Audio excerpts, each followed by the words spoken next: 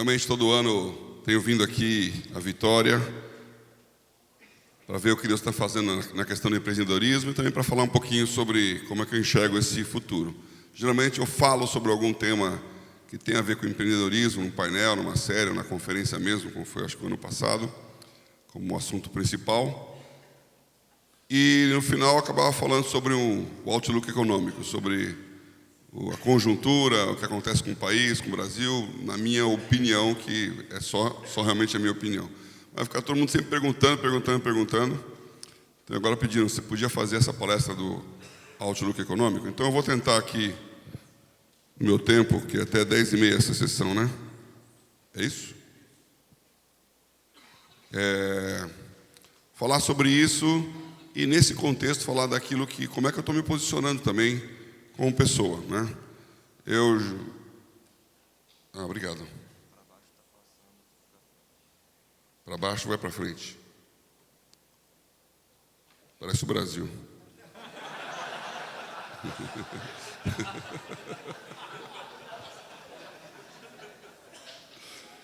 Não falaram antes, tem que piorar para melhorar.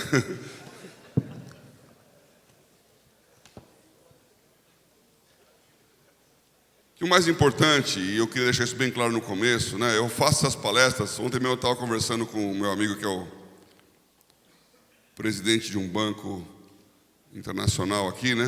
Eu estava falando assim, me dá uns números aqui que eu não tenho intenção de falar com vocês números, mas eu estou sempre pegando os números de economia lá e falou, vou falar para o meu economista-chefe mandar os números.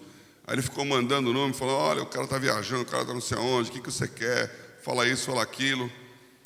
Eu fiquei pensando, fiz muitas dessas palestras nesses eventos, assim, falar Brasil para os gringos, fazer roadshow, você tem meia hora para falar 20 vezes a mesma coisa sobre por que nós somos bons, por que atrair.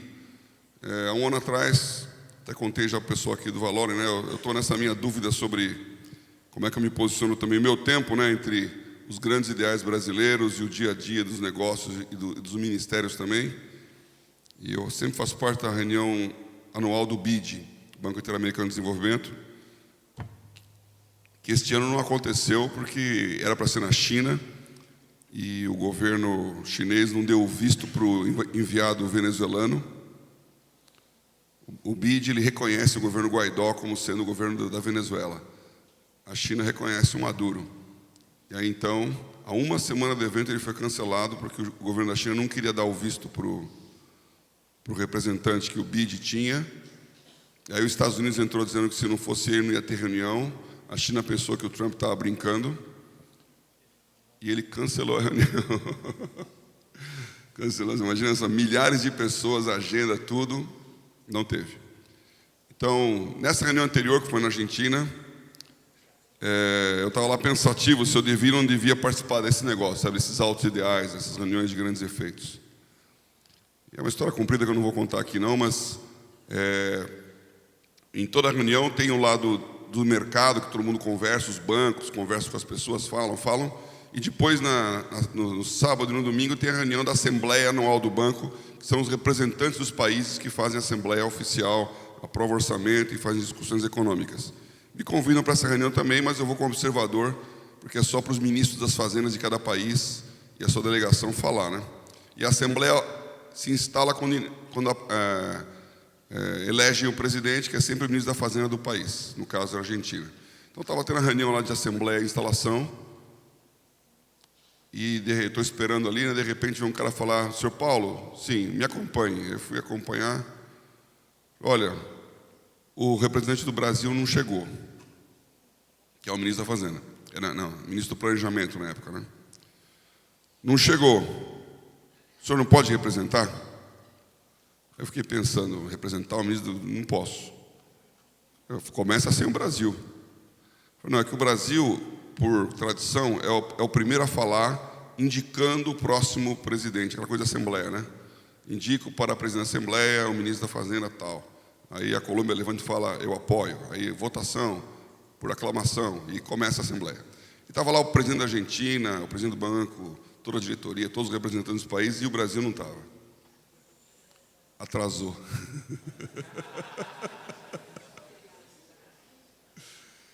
E aí, então, eu fiquei naquele negócio, fiquei pensando, eu estou orando para ver se eu continuo ou não continuo esse treco aqui.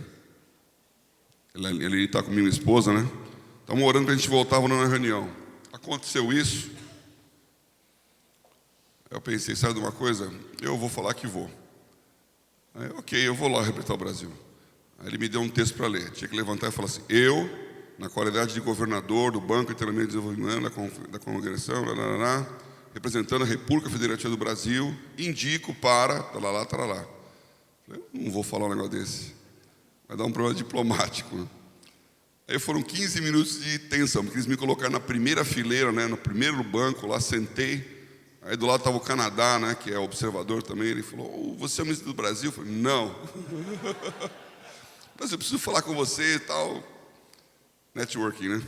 E o presidente do banco sentado na mesa principal me olhando assim, falando, o que você está fazendo aí, né? Eu falei, bom, eu vou levantar e falar, eu, na qualidade de pai de família, brasileiro, estou aqui. Aí na hora H, o Diogo, que era o ministro naquela época, chegou, ele é Diogo Oliveira, né? Então Oliveira também. Ele chegou, todo esbaforido lá, falei, Diogo, senta aqui e tal, levantou, ele falou lá tudo errado, mas falou. Aí quando acabou a reunião, eu falei, Diogo, você, desculpa o mau jeito, mas você estava 45 minutos atrasado. Me chamaram aqui, eu falei, não, tá tudo em família, bem representado, né? Aí bateu assim, quer participar aqui comigo do dia a dia? Falei, quero. Aí fomos na delegação lá, todos os lugares, todas as reuniões, todos os encontros pelo Brasil, né? Eu digo isso porque aí eu vejo esse discurso que ele fala, essas reuniões com todos os grandes bancos, com os outros países, com agências de desenvolvimento, são esses números que falam, para eles fazem sentido. Evolução da economia, FDI, que é a atração de investimento, os níveis, os grandes números macroeconômicos, que ontem aqui foi a dificuldade de traduzir, porque é um número muito técnico, né? São esses termos que a gente não usa no dia a dia. Não é bem o que a gente precisa aqui para vocês. Então, eu queria dizer o seguinte, a palestra que eu quero fazer agora é mais conceitual prática. E queria falar para vocês também que se acontecer uma grande crise, se vier um grande problema, se as coisas mudarem drasticamente, 90% das pessoas aqui vão se dar bem. Porque vocês não têm nada.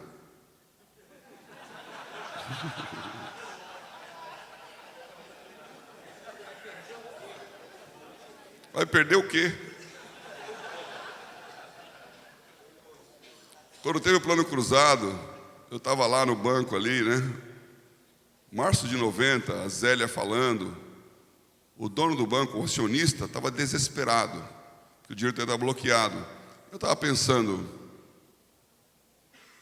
tem algum dinheiro aqui, meu filho ia nascer.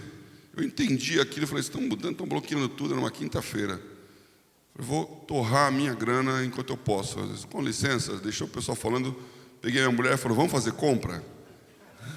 Ela falou, vamos. Nós fomos lá de Teodoro Sampaio, compramos berço, compramos quarto, compramos móvel para a sala toda, compramos o que ela precisava. E as pessoas ali, está mudando a moeda. Ela falou, eu vou comprar agora, se quiser. Dali a alguns minutos, ninguém mais aceitava a moeda antiga, aquela confusão, os mais velhos a lembrar o que foi isso, né? Quer dizer, eu consegui naquela época pegar todo o meu dinheiro disponível e comprar numa tarde na Teodoro Sampaio. Graças a Deus, hoje eu não consigo mais fazer isso numa tarde.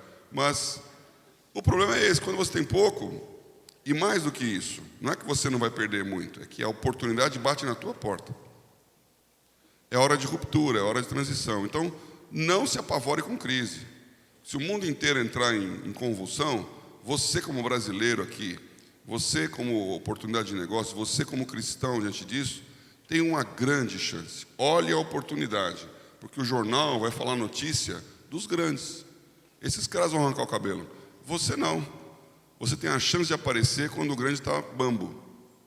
Então, olha essas palavras, esses números aqui, ou números não, esses conceitos, do seu ponto de vista pessoal particular. Amém?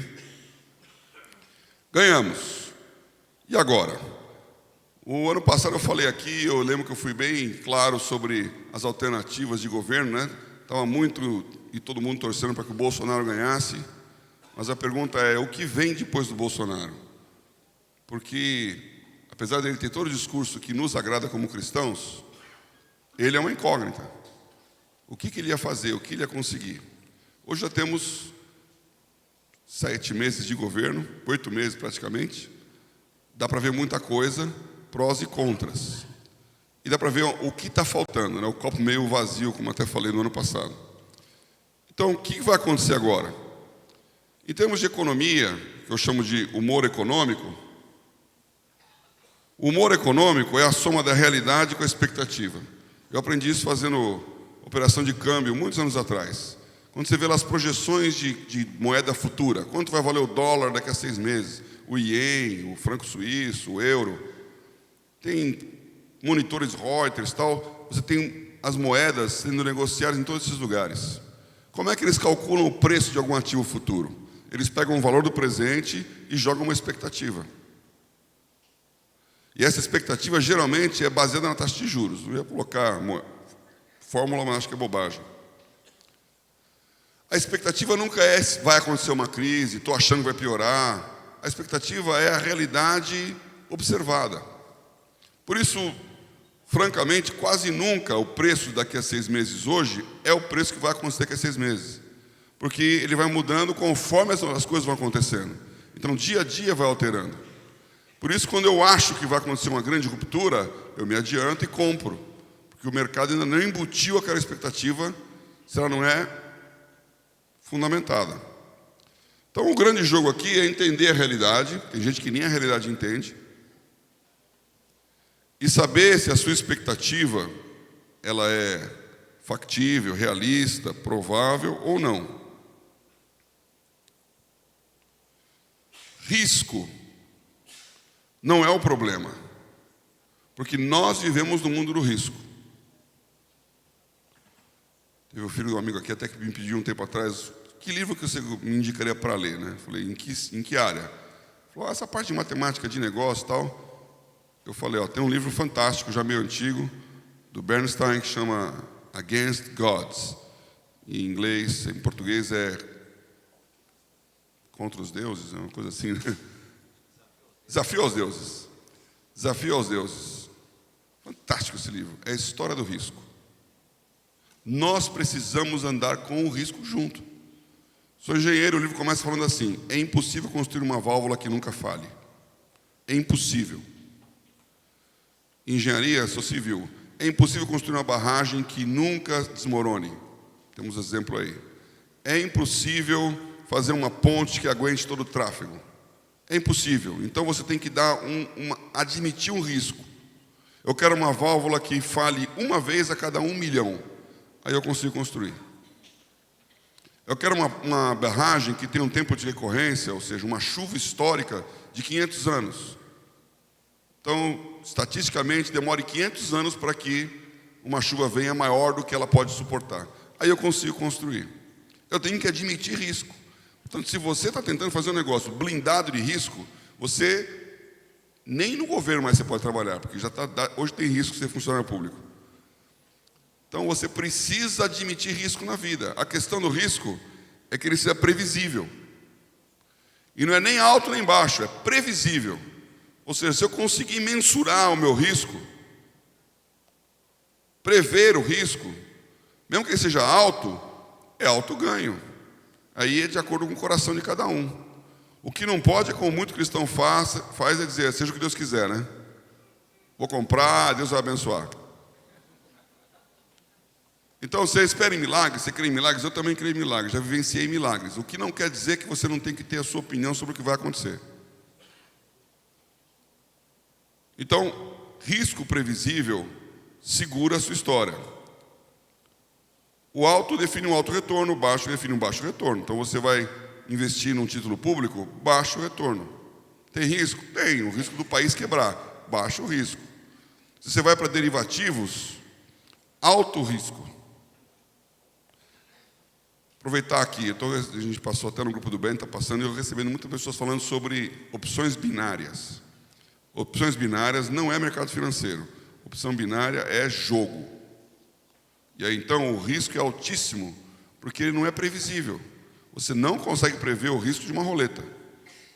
Na hora que ela para de rodar, acaba o risco. No mercado financeiro, não. O risco existe independente de você estar lá ou não. O risco do produtor fazer a soja, ele existe sempre. O risco da moeda flutuar, existe sempre. O risco do cassino, ele é fabricado. Opção binária é cassino. Então, não é ilegal, mas não é mercado financeiro. Tem gente vestindo isso como se fosse multirede. Aí vira pirâmide. Então, cuidado, que crente adora entrar nesse negócio. O cara fala que vai ganhar muito dinheiro, que Deus vai abençoar. Opção binária é assim, ou céu ou inferno. Cuidado com o inferno. Olhando para a nossa economia, né, e tentando fazer a previsão, tem dois caminhos que são, não é um ou outro, eles estão juntos aqui. Eu chamei de círculo virtuoso e círculo vicioso. Qual que é o círculo virtuoso da economia? Círculo virtuoso. Vê se o Brasil não está nessa. Primeira coisa, o círculo virtuoso. Inflação baixa. Quando a inflação é baixa, você tem previsibilidade. Você consegue calcular o valor do dinheiro. Você não está preocupado em se defender da erosão inflacionária, mas está pensando em projetar para frente, porque você consegue pensar anos. Eu lembro na época da inflação alta no Brasil, os amigos gregos vinham e, como em todo o país, eles guardavam um dinheirinho para a próxima viagem. Então ele guardava lá alguns cruzeiros novos, cruzeiros reais, aquelas moedas que a gente teve lá, para na próxima viagem pagar o táxi e tal. Quando voltava não valia nada. Nada. A gente ganhava milhões e milhões de salário. Um monte de zero. Que também não valia nada. Inflação. Então, lembrando do governo Dilma, nós estamos indo para uma inflação de 11%, 12% ao ano. 2015, 2016. Estava desgovernado. Hoje a inflação é baixa e até onde a vista alcança vai continuar baixa. Então nós estamos falando de inflação de 3% e gente achando menos do que isso. É inflação padrão internacional. História muito rara no Brasil. Olha para a Argentina que você vai ver o que está acontecendo lá. Então nós temos um negócio que durante décadas foi a nossa grande luta. Inflação baixa. A inflação continua baixa. E porque ela é baixa, os juros ficarão baixos. Nós estamos no patamar histórico de juro baixo, que ainda é alto, porque é 6. Dá para baixar um pouquinho ainda esse negócio. 6 é um número mágico. Não vou entrar aqui em política econômica, né? Mas juro basicamente é a maneira do Banco Central governar a economia. Inflação, juro e moeda, câmbio, são 3 coisas que ao mesmo tempo você não consegue controlar. Isso é uma impossibilidade econômica. Então você tem que escolher o que você vai controlar. Ou você controla a taxa de juros, ou você controla a taxa de inflação, ou você controla o câmbio, 2 deles. Segurou 2, o terceiro está solto. O Brasil escolheu a metodologia desde 1999 de controlar a inflação. Então o governo tem uma projeção de inflação que ele fala, o Ministério da Fazenda, agora da Economia, diz: nós estimamos que a inflação vai ser no máximo 4, mais ou menos 2, que é a banda. O Banco Central recebe essa missão.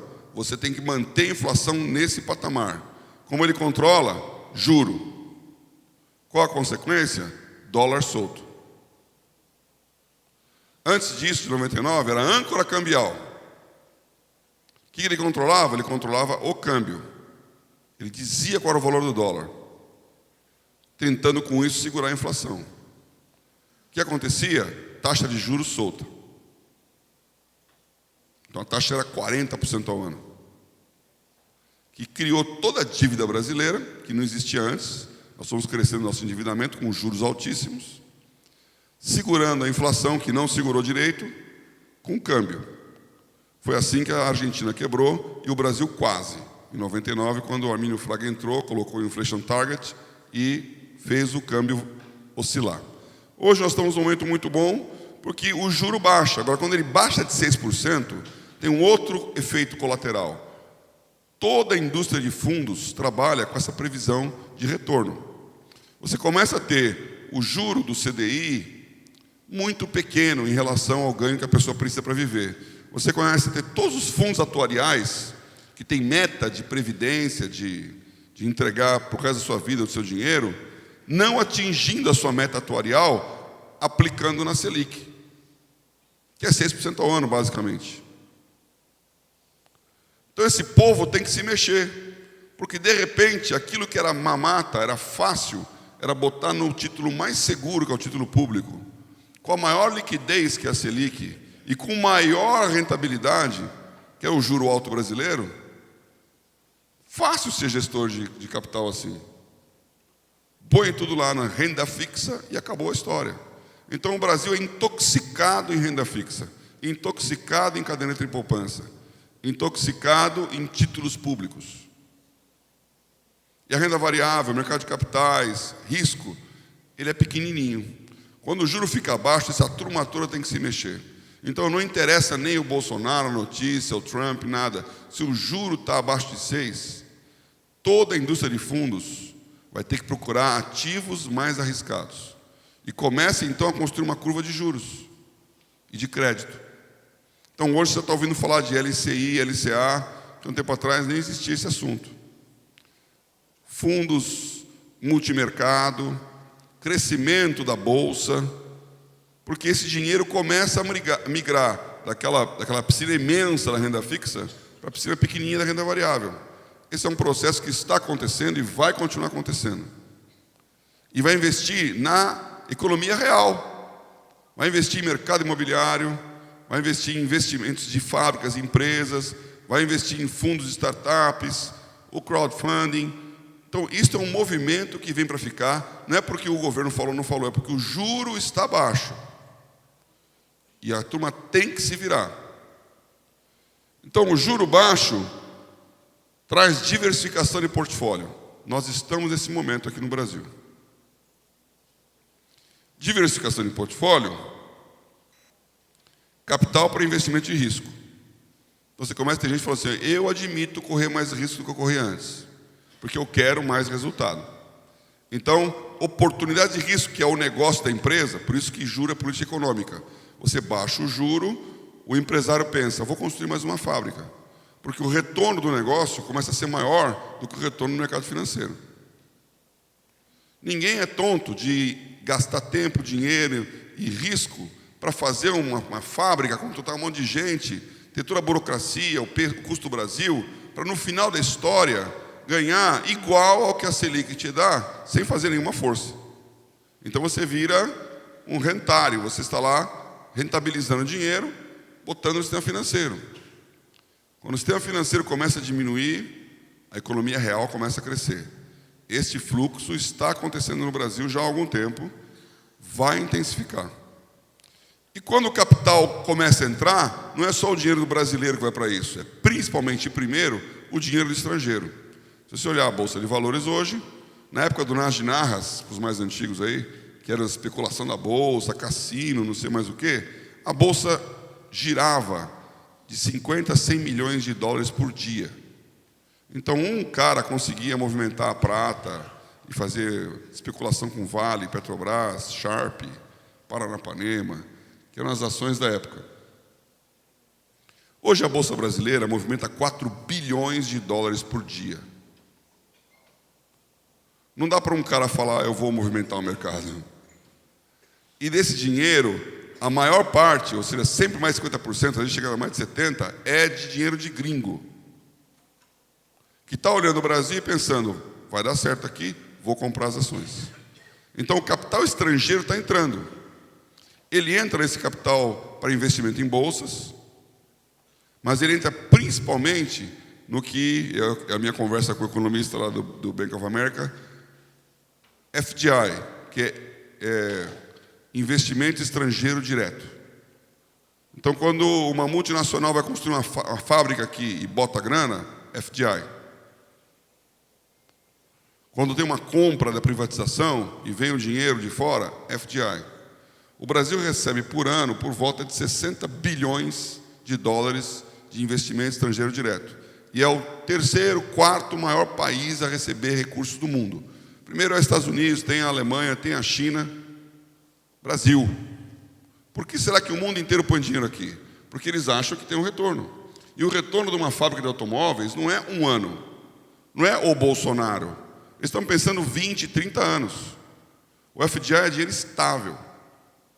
Eu participei de algumas negociações, por exemplo, com o Japão, que é muito interessante, um modelo japonês, né, é em grupo. Então, veio um grupo de japoneses, que um deles fala inglês, o resto nem inglês direito fala.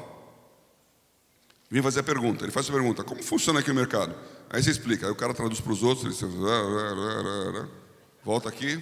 Segunda pergunta: assim, assim, assim. Você responde. Ele volta lá, traduz. Tarará, tarará, tarará, tarará. Depois de umas 4 vezes fazer isso, ele volta a fazer a mesma pergunta. Você já perguntou? Não, não, não. Responde. Aí você responde. Aí ele fala: olha, a primeira vez você falou essa vírgula. Agora você colocou a vírgula para lá. Como é que é? Não, não, é que a vírgula é que eu estava sem ar, então... E fala, e fala, e fala, e fala, e fala. É chato, é extensivo. Os caras perguntam tudo, escrevem tudo. Eles têm preocupação com isso.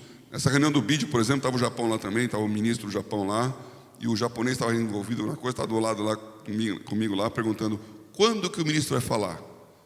Nós vamos te dizer, mais ou menos na metade. Não, não, mais ou menos na metade não. Eu quero saber que minuto ele vai falar. Porque ele não fala espanhol. Então, eu tenho que saber falar, agora você levanta. E se der errado, é uma desonra. E eu vou estar sendo punido porque eu não fiz meu trabalho. Então você me diz que minuto ele vai falar. É assim.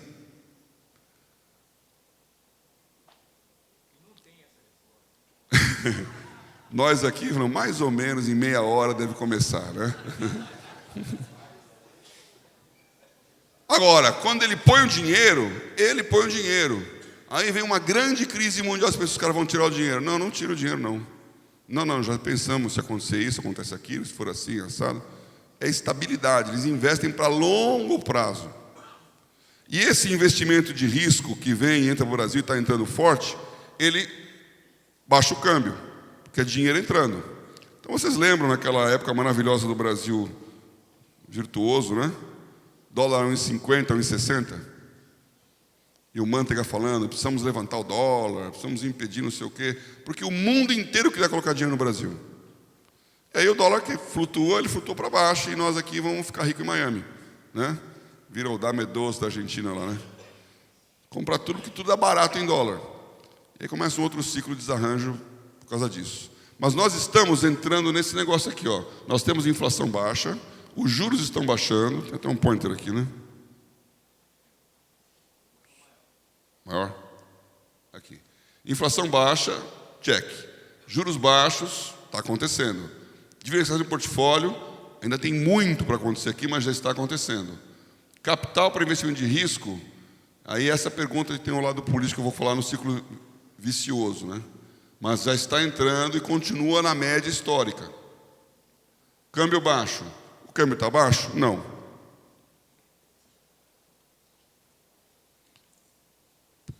O que movimenta câmbio? Acho que eu falei isso já outras vezes aqui, mas vale lembrar. O câmbio está solto, então é oferta e procura.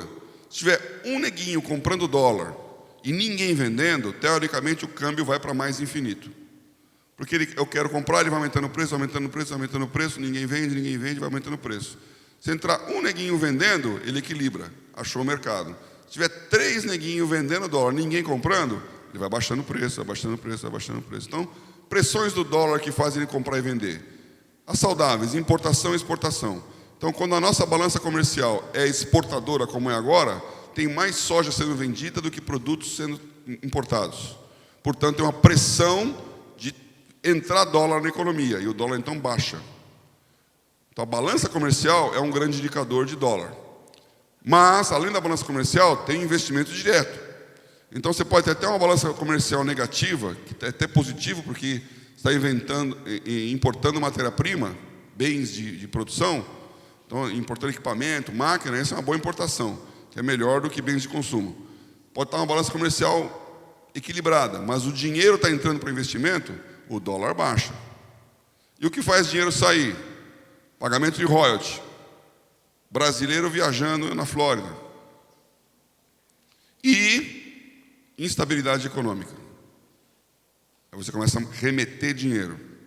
Então hoje nós estamos na instabilidade e por isso esse dólar está assim. É a última coisa que falta acontecer para que a nossa economia dê todos os sinais de que está indo bem. É o dólar começar a baixar, o que inclusive quando o dólar começa a baixar, a inflação também baixa, porque os preços em dólar puxam a economia para baixo.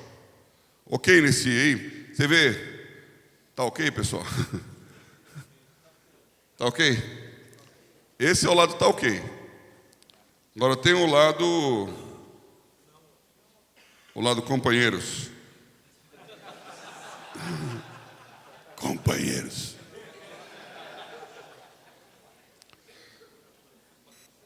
Círculo vicioso. Não estou falando de caipirinha. Qual é o nosso círculo vicioso?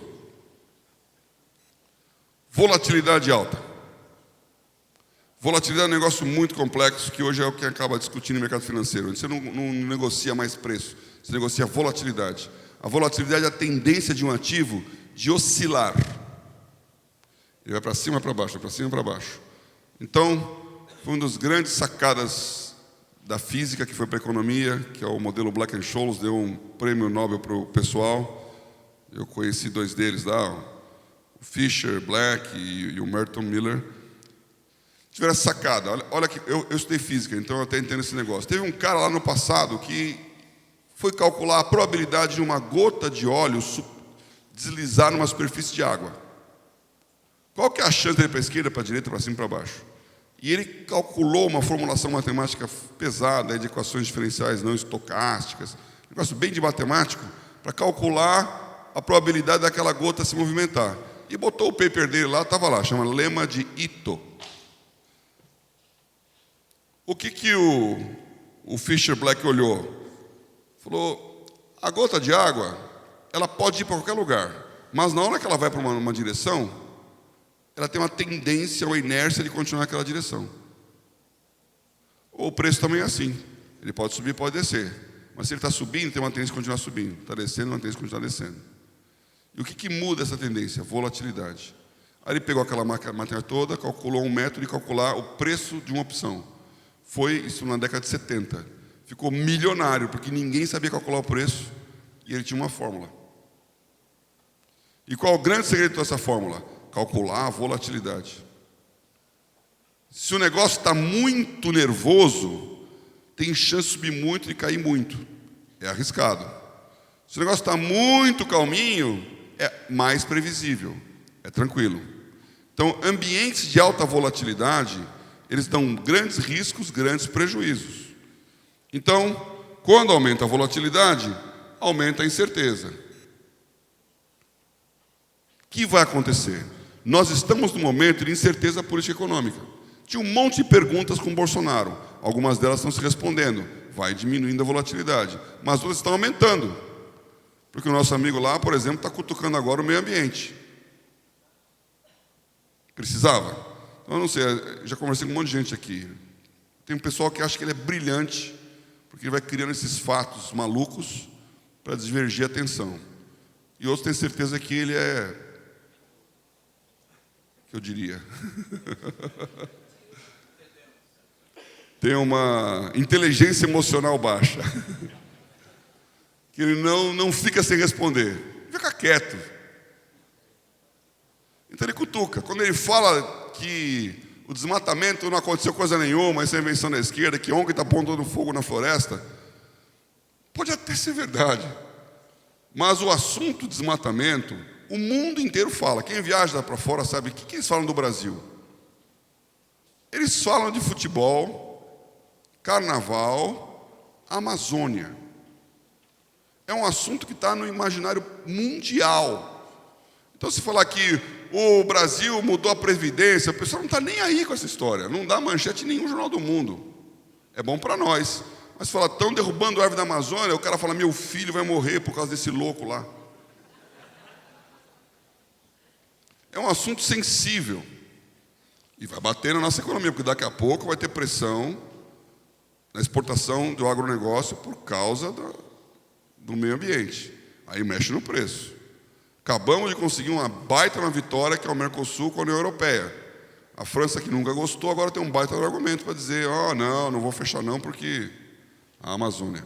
Então, esse assunto, ele causa incerteza política. Vai aprovar, não vai aprovar? O Congresso vai fazer o papel dele? Não vai. E econômica. Essa parte está baixando, essa parte está subindo. Então, a incerteza política está aumentando. O que vem depois disso? Quando tem uma volatilidade maior, acontece o contrário da outra lá, retração de investimentos. Então, pelo sim, pelo não, espera aí. Você tem que pensar com a cabeça do gringo, que você é brasileiro, então tem que pensar com o gringo. Imagina que você estivesse investindo dinheiro na Turquia. Acho que a maioria esmagadora de vocês jamais pensaria nisso, né? Mas a Turquia é um ótimo país para investimento. Em muitas coisas similar ao Brasil. Uma economia emergente, com um monte de coisa boa, perto da Europa, uma série de coisas lá. Ora, você investe seu dinheiro na Turquia. Aí sabe, o jornal fala que teve um golpe militar na Turquia, que tem uma invasão curda, que o cara lá virou islamita. Você fala: não, isso é bobagem de jornal, deixa o meu dinheiro lá. Ou você fala: Turquia, peraí, traz para cá o dinheiro e vamos ver o que vai acontecer depois. Então você puxa o dinheiro. Só fica o smart money. Só fica o dinheiro do especulador. Porque quem pensa a longo prazo, fala: bom, não é hora de entrar. Quem já entrou tem que aguentar, porque também não pode tirar no meio do caminho a fábrica. Mas quem está para entrar, espera. Então, isso também acontece. É um outro efeito da balança. E quando tem a retração de investimentos, o dinheiro sai, o câmbio sobe. O que vai acontecer com o Brasil, então? Ciclo vicioso ou ciclo virtuoso? Os dois estão acontecendo ao mesmo tempo.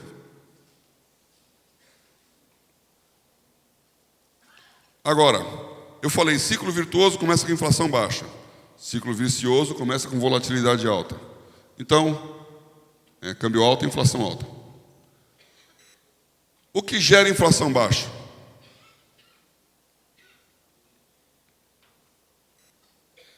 Retração da demanda ou aumento da oferta.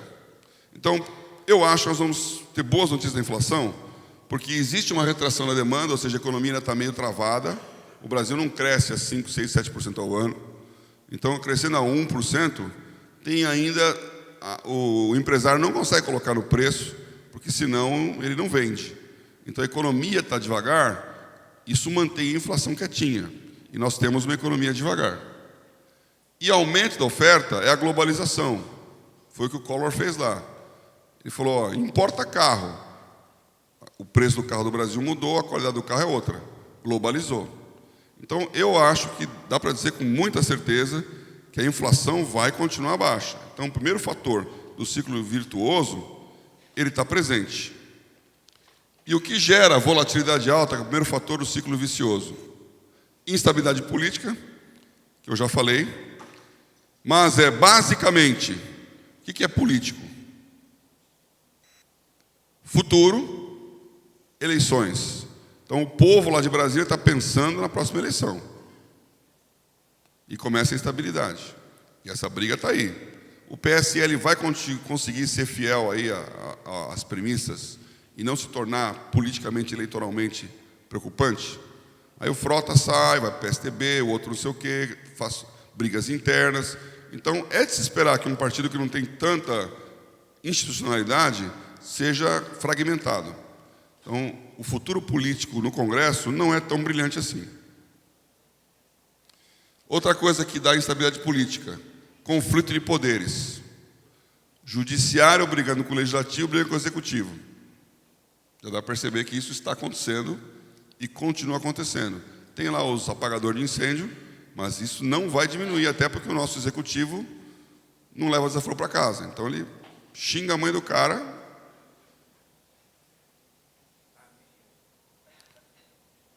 Então, o nosso cenário político continua perigoso. E o terceiro ponto aqui, guerra. O Brasil não tem guerra militar. Você vai nos Estados Unidos, você sente isso. Você entra nos aeroportos lá, tem lá banners lá, né? Os nossos homens de uniforme. Tem lá a galeria dos soldados que morreram no Iraque desse lugar. É um país que respira a guerra. Nós estamos há 100 anos sem guerra. Nós não temos nenhum problema de fronteira. Tem 14 vizinhos, nenhum problema de fronteira de guerra. Agora vem a Venezuela, que os Estados Unidos já falou assim, vamos invadir. E o Brasil, calma. Nosso problema não é guerra aqui, mas guerra comercial, essa está em curso. A maior de todas, China versus Estados Unidos. E a guerra lá tem a China, os Estados Unidos versus a Coreia. Às vezes se abraçam, às vezes jogam os mísseis para o ar. Então, isto não é trivial. Essa guerra econômica, ela vai afetar para o bem e para o mal. A soja brasileira subiu 30% em um ano. Por quê? Porque a China é a grande consumidora de soja. Os Estados Unidos é o maior produtor de soja. Então, o chinês fala, você não quer, está taxando nossos produtos aqui? Vamos comprar soja do Brasil ali. Ó. O Trump não gostou nada, mas os nossos agricultores, 30% ao mais de venda. Guerra. Então tem um lado positivo da guerra. Mas no macro tem um lado negativo. Essa guerra não está claro que vai acontecer. Porque tem maluco dos dois lados. E os caras são capazes de piorar antes de melhorar. Então, olhando para frente, no cenário internacional, nós temos o final de um ciclo econômico de prosperidade e uma conturbação forte dessas guerras comerciais que os Estados Unidos está provocando. Você vê que não é tão fácil assim. Quando você soma tudo, 9 fora o quê? Temos que fazer a nossa lição de casa, temos que esperar que lá fora as coisas nos favoreçam. Então, para finalizar aqui, o que causa um processo longevo de crescimento econômico?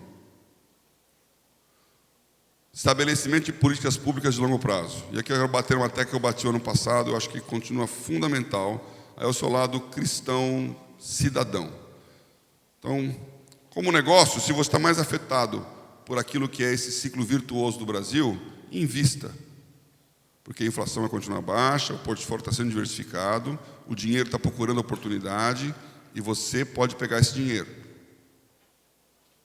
Então, no microeconômico aqui, no seu pequenininho, invista.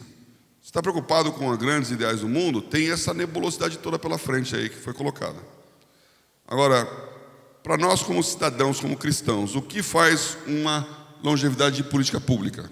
O que é política pública? É uma clareza de como eu vou tratar um assunto no longo prazo. O que esse governo tem? Economia. A política econômica é liberal, e isso é ótimo. Como eu falei lá até ontem, é cristão. O liberalismo econômico deixa cada um correr o risco. E o Paulo Guedes tem começo, meio e fim. Você pode não concordar com ele, mas dizer que ele está falando bobagem, que ele está incoerente, que ele acredita em conto de fadas, não. Você pode ter um outro valor que existe no mundo, não liberais. Mas ele está com uma cartilha que ele sabe o que ele está fazendo. E que faz anos que ele está fazendo isso. Ele começou lá no Instituto Millennium, bolou todas as coisas, foi vender para o Novo, foi vender para o Alckmin e caiu no colo do Bolsonaro. Nem ele imaginava que ia ser o Bolsonaro. E o Bolsonaro era um cara improvável de colocar isso, porque o Bolsonaro era um cara meio militar, estatizante, deputado. Então é uma conjunção de fatores meio milagrosa.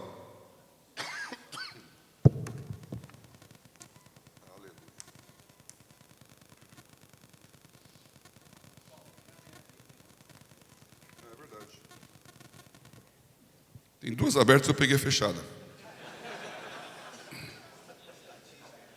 Mas a fechada é a que estava mais perto de mim. Precisa de liquidez no mercado.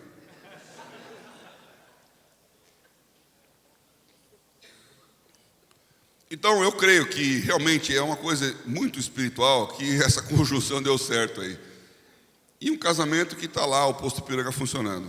Então, nós temos uma política econômica positiva, coerente, e esse cara está fazendo. Ele pode ser atropelado pelo Congresso ou pode atropelar o Congresso, mas a cabeça dele, a formulação da política econômica brasileira, ela está clara por muito e muito tempo.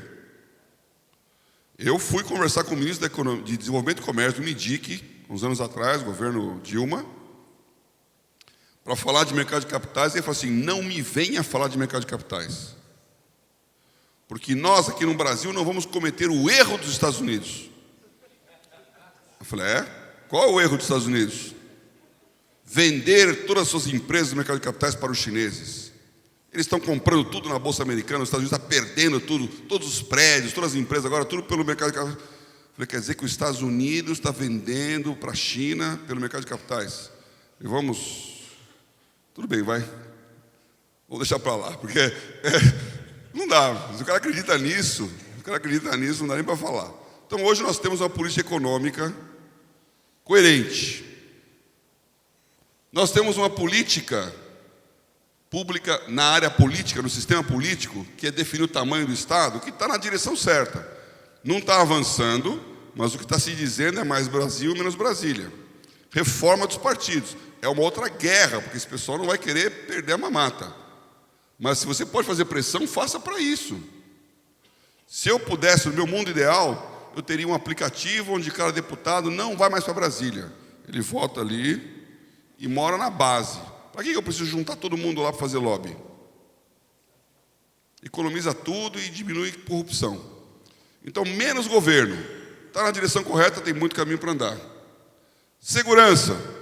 Aí o lado do Moro, que fala do enforcement, que tem que ter força.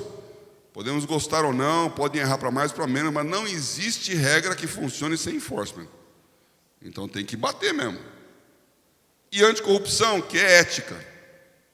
Eu tenho uma empresa que cuida de ética e canal de denúncia. Então a empresa contrata lá o canal de denúncia, que é um site onde todo funcionário está logado e pode colocar lá denúncias de todos os sistemas. E tem treinamento de ética, de integridade, que é um valor que eu acredito. As empresas estão todas procurando. Deu um boom esse ano. Empresas públicas estão procurando. Por quê? Porque elas precisam colocar mais ética, pelo menos no discurso. Ou no treinamento dos funcionários. E é tudo empresa grande. Então, o Moro tem começo, meio e fim, porque os procuradores estão com esse projeto há muito tempo. O Exército tem começo, meio e fim, porque eles estão fazendo política de segurança a vida inteira. A Escola Superior de Guerra só faz isso. Então esse povo não está improvisando. Você pode não concordar, mas eles têm um começo, meio e fim proposto. Agora, social. Esse governo não tem política pública social, ponto. Ele não sabe fazer isso. A Damares está tentando achar alguém no tiroteio. Ela não veio com a política, ela não está ganhando anos. Ela tem uma experiência cristã, valores, e está tentando diminuir os sangramentos lá, os vazamentos. Mas não há uma política definida, até porque isso não se cria do dia para a noite. E o social, que é dignidade de vida e oportunidade de ascensão, é muito importante no Brasil.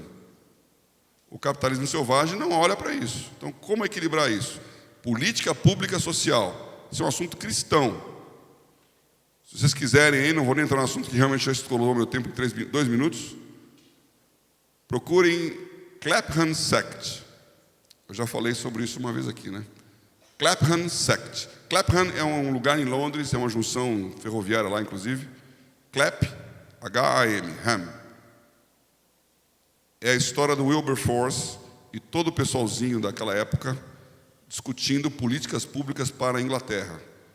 Eram banqueiros, médicos, professores, parlamentares, cristãos, falando políticas públicas cristãs para o Reino Unido. E foi aí que nasceu a libertação dos escravos, que é a história do Wilberforce famosa. O John Wilberforce era o político. Mas tem muito material deles estudando como esse país pode ser mais cristão. Nós precisamos de um Clapham aqui. Educacional. Não tem política pública para educação. Dá para ver que já rodou 3 aí. Mobilidade social. A educação é a escada que faz com que um pobre possa considerar rico. Então é um projeto de 20 anos. Nós estamos envolvidos nisso. Então o Instituto Renovo fala de política de educação. Não vou ter o tempo aqui, até a pessoa me deu o material. O Instituto Renovo apoia qualquer um de vocês que queira começar uma escola. Você pode começar essa escola com conteúdo cristão. Então, nós somos os iniciantes da ESEP, que é a Associação de Escolas Cristãs de Educação por Princípios. Nós somos a Escola Modelo de Educação por Princípios no Brasil. A mais antiga, tem 27 anos de escola, que é o CRE, Centro Renovo de Educação. Hoje tem centenas de escolas de educação por princípio no Brasil todo, algumas muito legais e boas, Curitiba, Rio Grande do Sul, São Paulo, Nordeste. Educação por princípios, valores cristãos. Então, se você quer fazer uma escola com valor cristão para liderança cristã, tem tudo mapeado. Nós temos o CIRI, que é o Sistema Renovo de Educação, que te ensina a montar a escola, falar com o MEC, contratar professor, estabelecer o preço, formar a mão de obra. Então, é o circuito completo para uma escola cristã. E há 2 anos atrás, 3 anos atrás, começamos a escola pública, que é EPI, Educação para a Integridade. Então, temos municípios, que todo município adota essa metodologia. Excelência na educação. Tem sido impressionante o resultado. Eu não tenho tempo para acabar agora, mas eu vou contar isso aqui. Uma coisa que acontece em educação, nas nossas escolas, a gente cria a constituição da classe. Então, toda a sala de aula, desde o pré até o 9º ano, é ensino fundamental 1 e 2.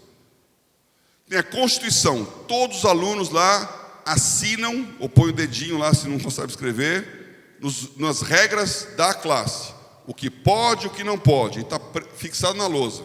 É meu dever obedecer ao professor, fazer minha lição de casa e tal. É meu direito ser ouvido, receber a educação que eu preciso, e blá, blá, blá, ser tratado com cordialidade. Cada um cria a sua constituição de acordo com o que eles acham importante na sala. E assina.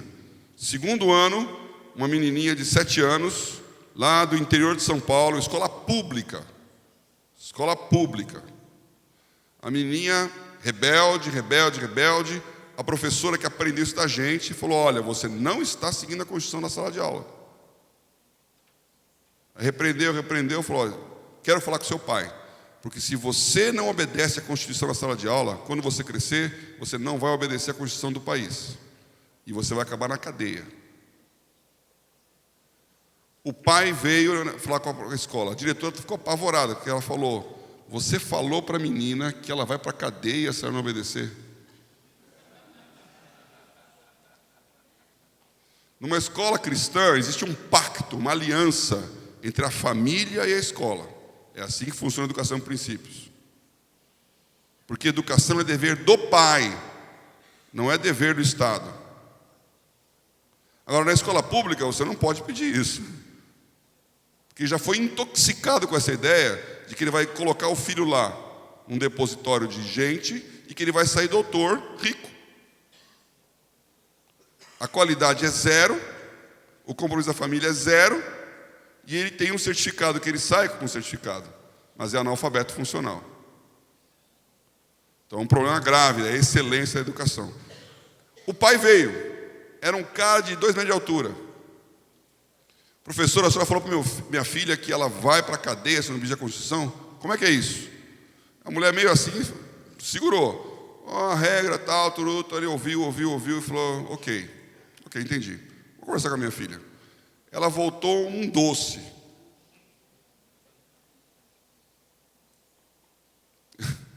Não sei o que ele fez, mas... Eu lembro que o pessoal de Vitória veio conhecer aqui, o Vitor Rodrigues, lá da Argentina. E ele foi na casa do meu irmão um tempo atrás, com o filho dele lá. E a minha cunhada, cheia de bibelô, cheia de coisinha, o menininho, mexendo em tudo. Na hora de comer, botou a comida e ele: não me gusta isso. Aí botou outra coisa: não me gusta isso. Não, mas não me gusta isso. Aí a mulher dele, a mãe falou: você me dá uma licencinha?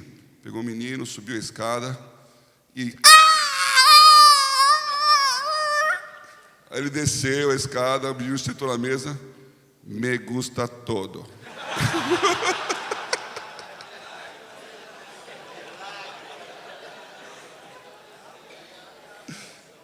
Então, em casa virou esse folclore, então, me gusta todo. Hoje o filho já está enorme, né? Então, ela voltou assim, me gusta todo. E aí ela falou, professora, meu pai me disse que se ele tivesse ouvido isso, quando ele estava na escola, ele não teria sido preso. 2 semanas que tinha saído da cadeia. Eu não quero que meu pai seja preso, eu não quero ir presa, eu vou obedecer. Isso é educação. É tremendo, tremendo, tremendo. Eu ia falar muito aqui, mas não tenho tempo não. E tem mais o resto aqui, meio ambiente, internacional, que são políticas que não existem. Quem vai fazer essa formulação? Então, um desafio para todos nós aqui, eu estou com esse desafio lá desde Maringá. Think Tank cristão. Nós precisamos de um think tank cristão que formule políticas públicas de médio e longo prazo para o país. Porque não tem. E o Bolsonaro não sabe o que ele vai falar. Alguém tem que falar para ele. Esse é o seu desafio, esse é o meu desafio. O Instituto Renovo, já falei aqui, ele é um private equity social, então nós estamos apoiando ONGs que queiram melhorar, fazer o private equity, melhorar a empresa, mas é sem fins financeiros. E ele é um mantenedor de escolas no Brasil. Se você quiser informações sobre isso, por favor, me procure aí, porque o pessoal está muito animado em ajudar a todos, a escola pública e a escola privada. E temos aqui a ABCD, que eu já falei, recém-inaugurada aqui, a Associação Brasileira Cristã Digital, que é a entidade que está congregando todos os desenvolvedores de aplicativos no mundo digital. Há uma revolução acontecendo, né? Hoje eu até trouxe nessa edição aqui o Nicolas, que é um cara de mídia social, um jovem lá da igreja, cuida dos adolescentes, cuida dos jovens, mas ele está enfiado nessa questão de influencer, participa da estruturação da comissão de organização do Descend, que está movimentando os jovens do Brasil inteiro. Então vai ser esse evento em fevereiro em São Paulo. Fevereiro, né? Encheu o Morumbi, lista de espera, encheu o Allianz Parque e tem mais 130 mil de lista de espera. Jovens que querem se reunir. Vai ser um grande evento. Nós estamos pensando, o que o jovem está querendo? Então, irmãos, este público aqui tem que falar com a próxima geração. É essa turminha que vai herdar o Brasil. São eles que vão fazer esse país. Nós precisamos investir nessa garotada. Falar a linguagem deles, dar oportunidade para eles e fazê-los acreditar que a solução está no Brasil e não no aeroporto. Brasil para brasileiros. Deus abençoe vocês, é um prazer estar aqui sempre. E missão cumprida?